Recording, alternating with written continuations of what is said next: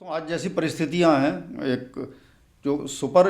Elite school हैं, बहुत महंगे स्कूल हैं, वहाँ वहाँ के अलावा जो है वो बच्चों के जो है किसी भी टाइप के चेकअप का कोई सिस्टम मेरे नॉलेज में तो कोई एग्जिस्ट नहीं करता। हिंदुस्तान में 40% बच्चे जो है माल न्यूरिश्ड हैं, मतलब कि उनको कुपोषण के शिकार हैं या गलत पोषण के शिकार हैं और स्टंटेड है। वो मैं जो फिजिकली स्टंटेड है, जो फिजिकली स्टंटेड होता है वो जनरली मेंटली भी कहीं ना कहीं स्टंटेड ना हो, ये नहीं हो सकता। तो वो फिजिकली और मेंटली स्टंटेड है। तो पूछना यह है कि क्या ये यही वो फाउंडेशन है जिस पर जो है वो भारत को लोग जो है डेवलप्ड कंट्री बनाने का सपना देखते हैं। मोदी जी कहते हैं 2047 में डेवलप्ड कंट्री हो जाएगा, कि it's far easier to create a healthy childhood than repair a broken adult. का नुकसान बचेगा। अगर आपने एक बच्चा आज बीमार है, उसकी आई साइट फेल हो रही है, या उसको टीबी है, या और बीमारियां हैं, या उसको अर्ली फीवर है, टाइफाइड डिटेक्ट हो जाता है, तो आगे आने वाला जो नुकसान है उस पर जो 1 लाख रुपए खर्च होगा वो आज आप 1,000 रुपये खर्च करके बचा सकते हैं।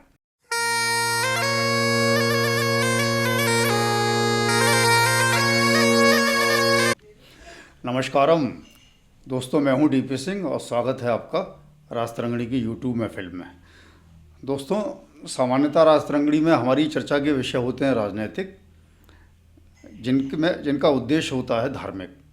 धार्मिक बोले तो परित्राणाय साधूनाम विनाशाय च दुष्कृताम।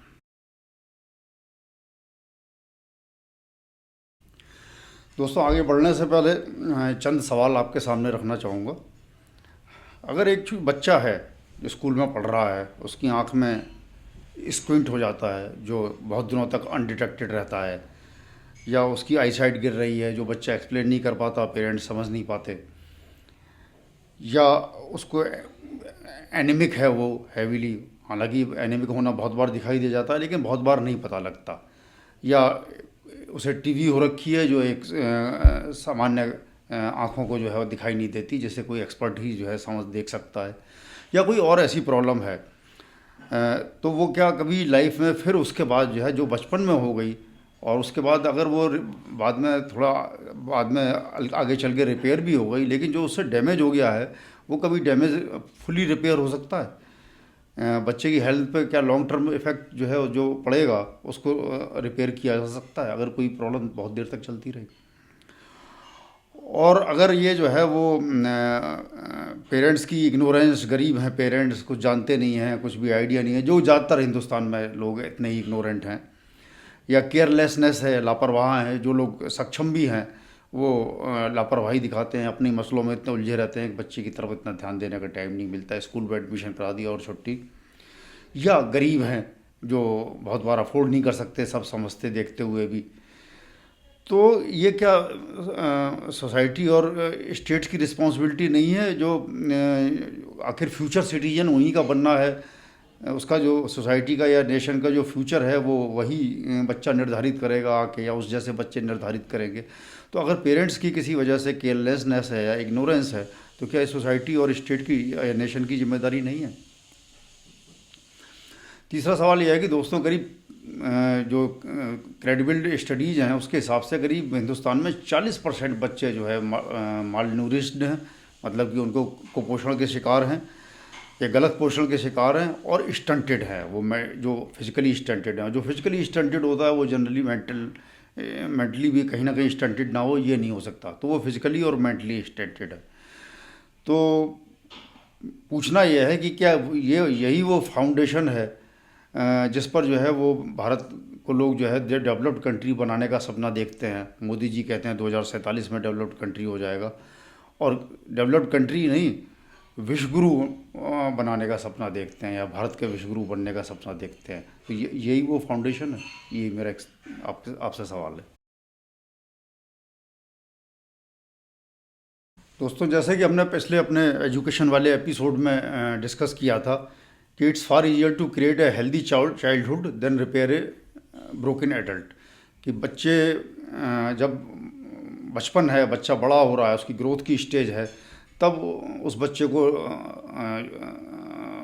हेल्दी चाइल्डहुड उसकी क्रिएट करना, उस बच्चे को हेल्दी से मतलब उसका जो करैक्टर वगैरह से भी था, लेकिन यहाँ हम सिर्फ हेल्थ इशू पे बात करेंगे। तो हेल्दी चाइल्डहुड क्रिएट करना ज़्यादा आसान काम है बनस्बत जो है एक ब्रोकन एडल्ट की, एक बीमार जो एडल्ट हो जाए उसको जो है वो दोबारा से हेल्दी बनाने में। वैसे तो हेल्थ की रिस्पॉन्सिबिलिटी जो है वो सभी को मिलनी चाहिए, सभी की है। स्टेट की जो रिस्पॉन्सिबिलिटी है वो सभी एडल्ट्स के लिए भी है, बच्चों के लिए भी है, सभी के लिए है, और सभी हेल्दी होने चाहिए। और इसमें कोई शक नहीं है कि जो है सभी को जो है वो इसमें मदद मिलनी चाहिए, या फ्री हेल्थ चेकअप और फ्री अस्पताल की सुविधा मिलनी चाहिए। लेकिन एजुकेशन से हटके जो फुल स्पेक्ट्रम हेल्थ केयर जो है सभी के लिए करना एक बहुत ही जो है महती, एक बहुत असंभव या दुरूह या हम कहें असंभव कार्य है। बिल्कुल इम्पॉसिबल है ये कि सभी के लिए हेल्थ को केयर इंश्योर किया जा सके। दुनिया के किसी भी कंट्री जो है, कोई भी कंट्री अपने सारे सिटीजन के लिए चाहे वो बच्चे हों, फिर बड़े हों, उसके बाद बुढ़े हों, उसके लिए फुल हेल्थ केयर जो है अरेंज नहीं कर पाया है। अगर कहीं कंट्री जैसे स्कैंडिनेवियन कंट्री वगैरह है, वहाँ पर अगर जो है कुछ सेटिस्फैक्ट्री लेवल तक ये हो भी गया है, तो वहाँ भी जो है ये बहुत ज़्यादा डिफ़िकल्ट होता जा रहा है कि जो है सभी की हेल्थ केयर किए जाए। उसका रीज़न सिंपल है कि ओल्ड एज जैसे जैसे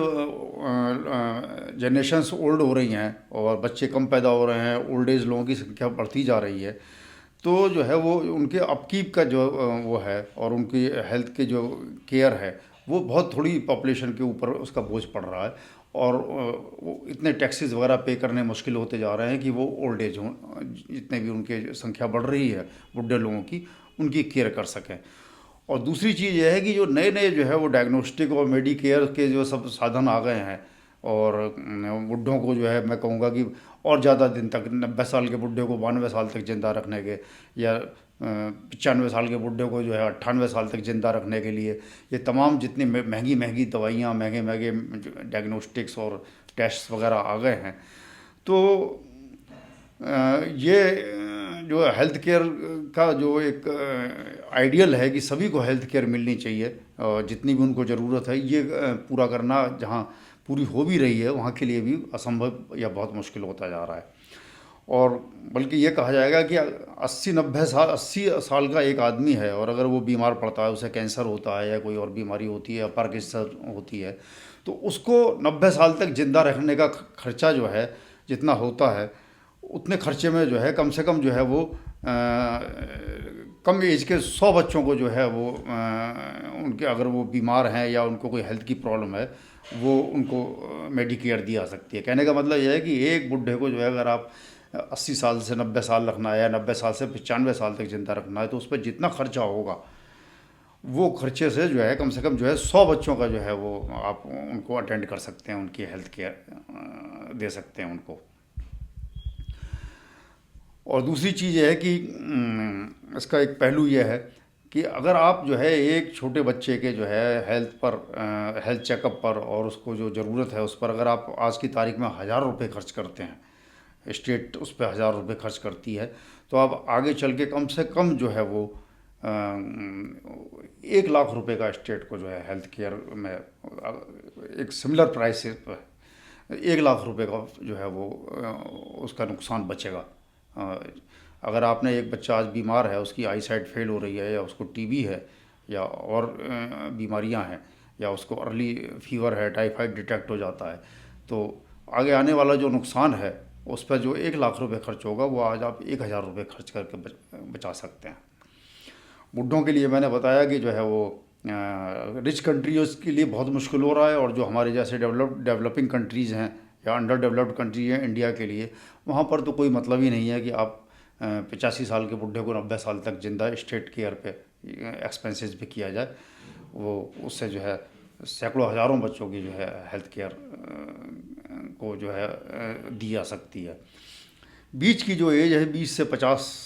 की एज है, उसमें लोग जनरली बहुत कम बीमार पड़ते हैं और वो स्टेट कुछ मदद करती भी है, इंश्योरेंस वगैरह हैं और बाकी वो अपने टेक केयर कर सकते हैं। इशू जो है वो बुढ़ों की हेल्थ केयर का है, उसमें स्टेट की मदद का है, वो देना एक सर्टेन लेवल से आगे जो है वो बहुत मुश्किल है एक गरीब कंट्री में। और बच्चों की हेल्थ केयर का है जो कि वो बहुत आसानी से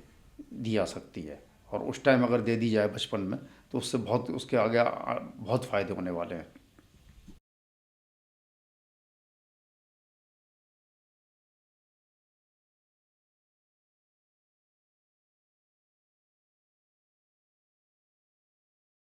दोस्तों, आज जैसी परिस्थितियां हैं, एक जो सुपर एलिट स्कूल हैं, बहुत महंगे स्कूल हैं, वहाँ वहाँ के अलावा जो है वो बच्चों के जो है किसी भी टाइप के चेकअप का कोई सिस्टम मेरे नॉलेज में तो कोई एग्जिस्ट नहीं करता। अच्छे अच्छे स्कूलों में, सुपर सुपर स्कूलों, सुपर एलिट स्कूलों की बात छोड़ दें, लेकिन बहुत अच्छे अच्छे स्कूलों में भी बच्चों के हेल्थ चेकअप का कोई सिस्टम नहीं है। मुझे मैं एक दो बच्चों को जानता हूँ जो कि जो है बहुत अदरवाइज अच्छे स्कूलों में पढ़ रहे हैं, और उनकी फैमिलीज़ भी जो है वो जब अच्छे स्कूलों में पढ़ रहे हैं जहाँ थोड़ी फीस काफ़ी ज़्यादा है, तो उनकी फैमिलीज़ भी जो है कैपेबल हैं और जो है वो एजुकेटेड और रिच हैं। लेकिन उनके बच्चों को भी जो है कुछ ऐसे हेल्थ इश्यूज़ थे जो अगर एक उनका जनरल चेकअप किया जाता, एक सरसरी तौर पे उन्हें डॉक्टर देख लेता, तो वो आराम से जो है वो पॉइंट आउट कर सकता था और उसके बाद उनका इलाज हो सकता था। मैं कम से कम दो बच्चों को ऐसे जानता हूँ जिनका जो जैसे कहते हैं क्रॉस आइड भेंगापन जो है वो बहुत बढ़ गया, और फैमिलीज उसे देख नहीं पाई, समझ नहीं पाई,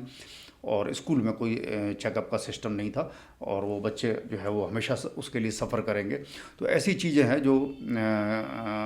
होनी चाहिए, लेकिन जो है वो अच्छे से अच्छे स्कूलों में उसका चेकअप का कोई सिस्टम नहीं है।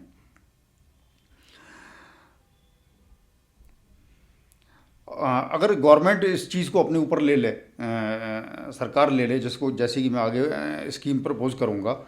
तो जो है वो बहुत आसानी से ये सब चीज़ हो सकती है, और जो है वो बहुत मेथोडिकली हो सकती है। बच्चे का रिकॉर्ड रखा जा सकता है इसको, अगर इसको स्कूल में जो उसका रेगुलर चेकअप हो। और जो हमारे ये आधार वगैरह का सिस्टम आ गया है, और स्कूलों में जो है वो एक और स्कीम लागू हो रही है जिसमें बच्चों का रिकॉर्ड रखा जाता है, तो हम पूरे बच्चों का सबका डाटाबेस रख सकते हैं, और उसको एनालाइज करके एआई से या वैसे भी एनालाइज करके जो है जो भी जो है इंटरवेंशन के जो है क्रूशियल एरिया हैं, क्रिटिकल एरियाज़ हैं, वो उससे जो है वो जो भी डैमेज हो रहा है उसको रिपेयर किया जा सकता है। जैसे कि सपोज किसी एरिया में या किसी स्कूल एरिया के स्कूल में जो है ये पता चल रहा है चेकअप में कि जो है बच्चों को एक ख़ास तरीके की प्रॉब्लम ज़्यादा अफेक्ट कर रही है। बच्चे बार बार सपोज मलेरिया के शिकार हो रहे हैं, या बच्चे डायरिया के शिकार हो रहे हैं, या बच्चों को टीबी हो रही है, या बच्चों को सांस लेने में दिक्कत आ रही है, उनके लंग्स जो है वीक हैं, ये चेकअप में पता चलता है। तो वो चीज़ें जो है वो डिटेक्ट की जा सकती हैं कि उस खास स्कूल में, उस खास एरिया में, उस नेबरहुड में जो है वो क्या प्रॉब्लम है, और अकॉर्डिंगली जो है वो स्टेप लिए जा सकते हैं। तो दोस्तों, जो है वो मेरा क्या प्रपोजल मैं आपको दे दूं। मेरे हिसाब से एक national students health directorate establish जो है सेंट्रल गवर्नमेंट को करनी चाहिए, और ये इसका सारा फंड जो है सेंट्रल गवर्नमेंट को देना चाहिए। और उस नेशनल हेल्थ डायरेक्टरेट के जो ऑफिस हैं वो हर डिस्ट्रिक्ट में जो है एक ऑफिस खुलना चाहिए, जिसमें जो है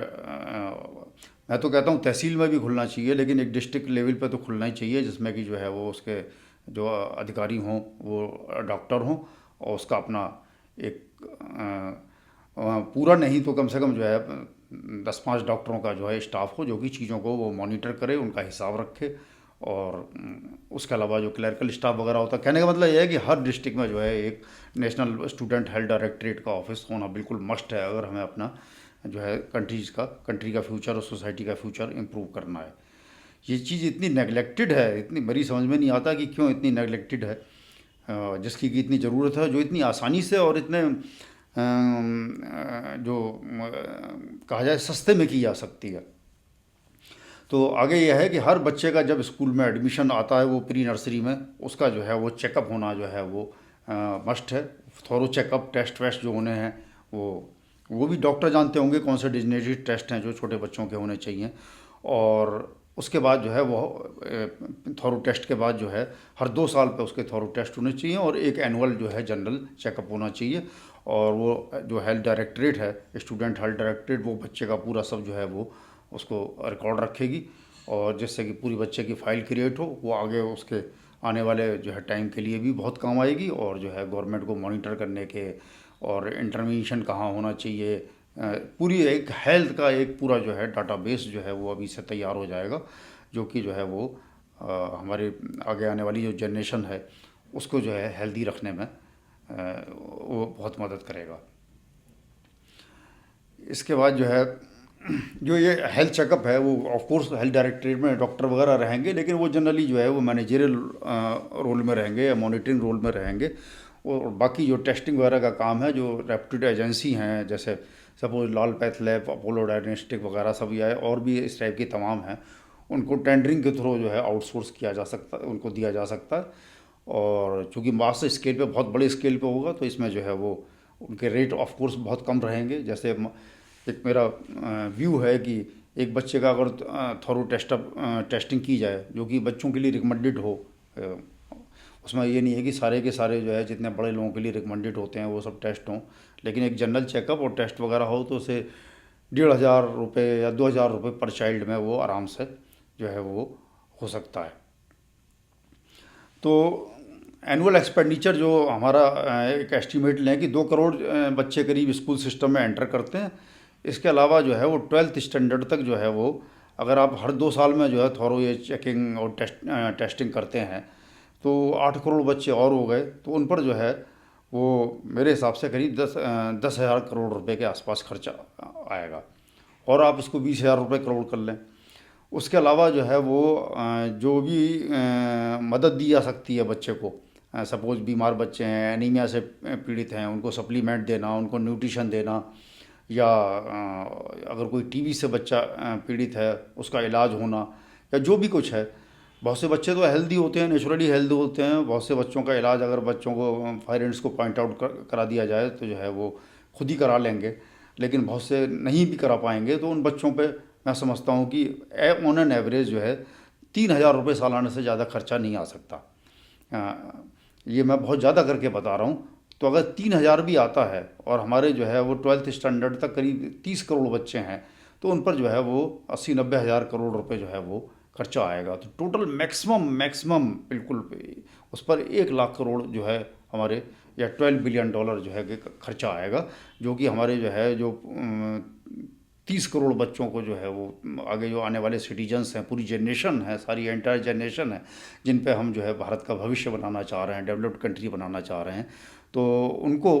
पूरी टेक केयर करने के लिए जो है वो 1 लाख करोड़ रुपए, या करीब $12 बिलियन से कम ही है, वो इतना खर्चा आएगा। अब देख रहे हैं कि क्या स्टेक पे लगा हुआ है। तो मैं समझता हूँ कि 1 लाख करोड़ का जो खर्चा, और मैं कह रहा हूँ 2 लाख करोड़ भी अगर इस पर खर्च होता है, तो वो मैं उसे किसी भी तरीके से ज़्यादा नहीं ठहराता। और ये देखते हुए कि अगर बच्चे को अभी, इन बच्चों पर 1 लाख करोड़ रुपए अगर खर्च कर दिया जाए, तो आगे आने वाले भविष्य में कम से कम 5-7-10 लाख करोड़ रुपए की जो है बचत जो है वो सोसाइटी की होगी, कंट्री की होगी। ऑफ कोर्स वो बच्चे खर्च करेंगे, लेकिन वो भी तो एक तरीके से कंट्री का ही खर्च हो रहा है। तो आप उससे कम से कम जो है 10 गुना 20 गुना जो है आगे जाके उसमें बचत कर सकते हैं। तो ये बिल्कुल, मतलब कि मैं कहूँगा कि पीनट्स का भी पीनट्स है, कुछ भी नहीं है ये। तो इसको पर्सपेक्टिव में देखने के लिए अगर हम $12 बिलियन जो मैंने 1 लाख करोड़ बताया, तो वो हमारे नेशनल जो जीडीपी है उसका मुश्किल से 0.3% है। 0.3% अगर आप पूरी जनरेशन्स को हेल्दी करने पे खर्च करते हैं, तो ये, तो मैं इसे क्या कहूँ कि ये क्या है, कुछ भी नहीं है। और अगर इसको हम दूसरे पर्सपेक्टिव में देखें, तो आप जो है वो इंडिया की अगर ग्रोथ जो है अभी 6% ले लें, जो कि अभी थोड़ी ज़्यादा भी चल रही है, तो 6% से जो है वो एनुअल ग्रोथ जो होती है वो हमारे $4 ट्रिलियन की इकनॉमी पे करीब $240 बिलियन होती है। तो ये 240 डिली जो $12 बिलियन मैं बता रहा हूँ, ये $240 बिलियन जो एनुअल ग्रोथ है उसका भी सिर्फ 5% है। तो हम एक साल में जो हम पूरा एक नया एक जो वेल्थ जनरेट कर रहे हैं, तो क्या ये उसका 5% भी हम जो है इन बच्चों के लिए जो है वो पूरी जनरेशन के लिए नहीं सेट असाइड कर सकते? तो ये मैंने सिर्फ एक ये बात कही कि ये कुछ भी नहीं है। मेरे जितने भी मैंने अभी अपने पुराने एपिसोड्स में प्रपोजल दिए हैं, तमाम स्कीम दी हैं, कुछ जो मेरे हिसाब से क्रिटिकल इशू हैं कंट्री के सामने उनको सॉल्व करने के लिए, उसमें ये सबसे सिंपल